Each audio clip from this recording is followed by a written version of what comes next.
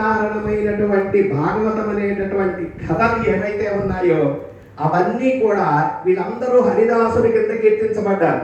అంటే భాగవతంలో చెప్పినటువంటి ఏ కథని చెప్పినప్పటికీ కూడా వాళ్ళందరినీ కూడా భాగవతోత్తములుగా, పరమ భాగవతులుగా, హరిదాసులుగా కీర్తిస్తారు.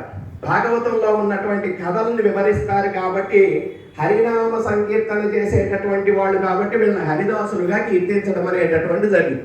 కాలాంతరంలో ఈ విధంగా భూలోకంలోకి వచ్చిన తర్వాత ఆంధ్రదేశంలో ఈ హరినామ సంకీర్తన ద్వారా ఎంతోమంది ఆధ్యాత్మిక చింతనలోనికి ప్రవేశించి వాళ్ళందరికీ ముక్తిని ప్రసాదించినటువంటి అనేక మంది మహనీయులు ఉన్నారు.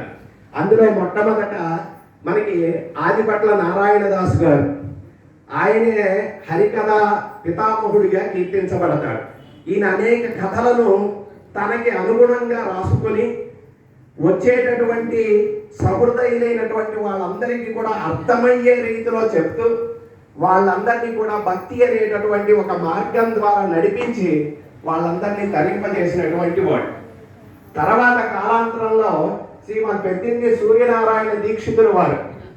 వీరు కూడా చాలా గ్రంథాలను రచించి, అంటే రామాయణ మహాభారత భాగవతంలో ఉండేటటువంటి కథలను తనకు అనుగుణంగా రచించి అనేకమైనటువంటి కార్యక్రమాలన్నింటినీ కూడా చేయడం జరిగింది. వారి తర్వాత పరిమి సుబ్రహ్మణ్య శర్మ గారు పరమ భాగవతోత్తములు అయినటువంటి వారు. వీరు కూడా అనేకమైనటువంటి కథలను చెప్పడం ద్వారా ఆంధ్ర రాష్ట్రంలో గొప్ప పేరు ప్రఖ్యాతులు పొందినటువంటి వారు. వీళ్ళ ముగ్గురునే హరికథా త్రిమూర్తులుగా ప్రతి వాళ్ళు కూడా కీర్తిస్తూ ఉంటారు. కాలాంతరంలో అనేక మంది వీళ్ళందరూ కూడా హరికథలు చెప్తూ చాలామంది హృదయాల్ని దోచుకున్నటువంటి వాళ్ళై వాళ్ళను తరింపజేసి వాళ్ళ ఆధ్యాత్మిక చింతనలో ఉండేట్లుగా చేసినటువంటి మహనీయులు. అలాంటి వాళ్ళలో ఒకరైనటువంటి వారే మన శివ మాస్టర్ గారి నాన్నగారు కోట సచ్చిదానంద శాస్త్రి గారు. వారు కూడా ఎన్నో కథల్ని, నాకు తెలిసి మా చిన్నప్పుడు మా నాన్నగారి సమయంలో, మా నాన్నగారి వివాహ సమయంలో మా ఇంటి దగ్గర వారి కథ జరిగిందని చెప్తూ ఉంటారు. అది వరకు రోజుల్లో వాళ్ళందరినీ తీసుకొచ్చి ఆ కార్యక్రమాలను చేయించేవాళ్ళట.